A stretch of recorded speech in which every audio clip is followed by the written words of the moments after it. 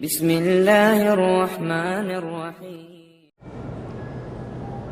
کہ ایک دن قوم کے سردار اکٹھے ہو کے حضرت صالح علیہ السلام کے پاس آئے۔ انہوں نے کہا کہ اگر تم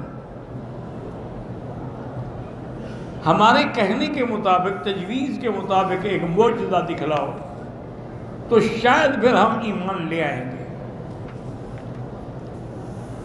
اور وہ معجزہ یہ ہے کہ اس سامنے کا جو یہ پکاڑی ایک ٹیلا ہے نا، اس کے اندر سے ایک اونٹنی نکل آئے، اور وہ اونٹنی جو ہے وہ ہو بھی گابھن، یعنی بالکل قریب الولادہ ہو تاکہ ہم اس کا دودھ پئیں۔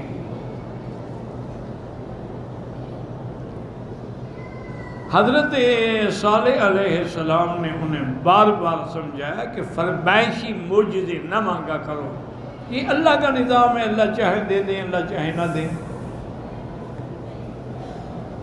اگر تم نے فرمائشی معجزے پہ اصرار کیا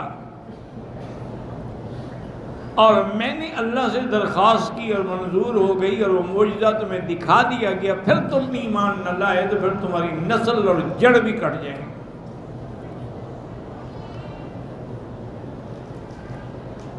بہرحال اللہ نے وہ معجزہ دکھلا دیا۔ وہ ناکا ان کے سامنے اونٹنی پیدا ہوئی، یعنی اصولی بات ہے کہ اونٹنی اونٹنی سے پیدا ہوتی ہے، پہاڑوں سے تو نہیں پیدا ہوتی، لیکن معجزہ تھا، امر خارق کی عادت تھا۔ اور پھر آپ نے ہدایت بھی کر دی کہ ہذہ ناقۃ اللہ، یہ اللہ کی اونٹنی ہے۔ ساری اونٹنی اللہ کی ہے، لیکن یہ تو بالکل بطور خاص اللہ کے حکم سے پیدا ہوئی ہے،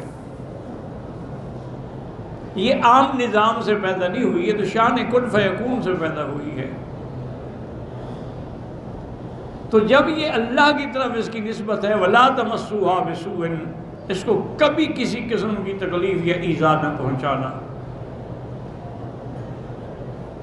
اور اگر تم نے اس اونٹنی کو ایذا پہنچایا تو نتیجہ کیا نکلے گا؟ فَيَأْخُذَكُمْ عَذَابٌ عَظِيمٌ، تمہیں بہت بڑا عذاب پکڑ میں لے لے گا۔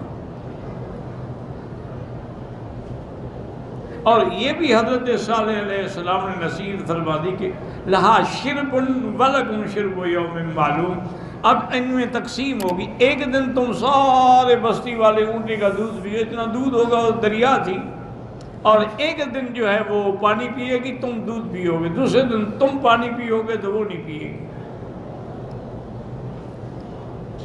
انہوں نے کہا جی اچھی بات ہے، پانی کے بجائے ہمیں دودھ ملے، ہمیں کیا اعتراض ہو سکتا ہے۔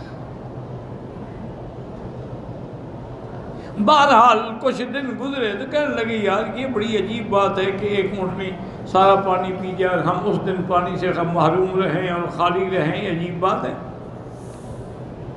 ہم تو بھائی تنگ آ گئے اس اونٹنی سے۔ تو انہوں نے آپس میں مشورہ کیا کہ اب کیا کریں۔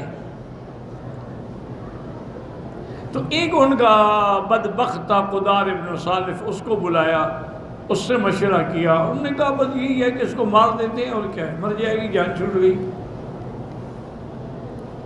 نہ ہوگی اور نہ پانی پیے گی، نہ ہمیں تنگی ہوگی۔ تو اس نے سب کے اتفاق سے راستے میں جا کے بیٹھ گیا، اور جب اونٹنی وہاں سے گزری تو اس بدبخت نے تلوار سے اس کی کونچیں جو تھی نا، ٹخنے کے ساتھ کی جو رگیں ہیں وہ کاٹ ڈالی۔ اونٹنی نے بڑی ایک آواز نکالی، بڑی دردناک فریاد کی، لیکن اس کے بعد وہ گر گئی۔ فَأَقَرُ النَّاقَةَ، جمع کا صیغہ ہے، حالانکہ وہ اونٹنی کو مارنے والا تو ایک ہی آدمی تھا، لیکن سب کی رائے اتفاق سے تھی۔ اب حضرت صالح علیہ السلام کو جب پتہ چلا، تم نے کہا بدبختوں، میں نے تمہیں نہیں کہا تھا کہ تم ایسی حرکت نہ کرنا، اب پھر تم اللہ کے عذاب کا انتظار، 3 دن میں تم پر عذاب آ جائے گا، صرف 3 دن کی مہلت ہے، اور وہ بھی مہلت یہ ہے کہ تمہارے چہروں کے رنگ جو ہیں وہ بدلتے رہیں گے۔ صالح علیہ السلام نے اللہ کے حکم سے جو ان کے ساتھ مومنین تھے ان کو لے کر اس بستی سے نکل گئے. قاعدہ یہی ہوتا ہے کہ عذاب والی بستی میں نہیں رہنا چاہیے. اور یہ قوم جو تھی نا یہ بڑی قوت والی اور بڑی طاقت والی. وَكَانُوا يَنْحِتُونَ مِنَ الْجِبَالِ بُيُوتًا، یہ پہاڑوں میں کاٹ کے اپنے گھر بناتے تھے. یہ پتھر نہیں لے آتے تھے بلکہ پہاڑوں کو کاٹ کاٹ کے گھر بناتے تھے.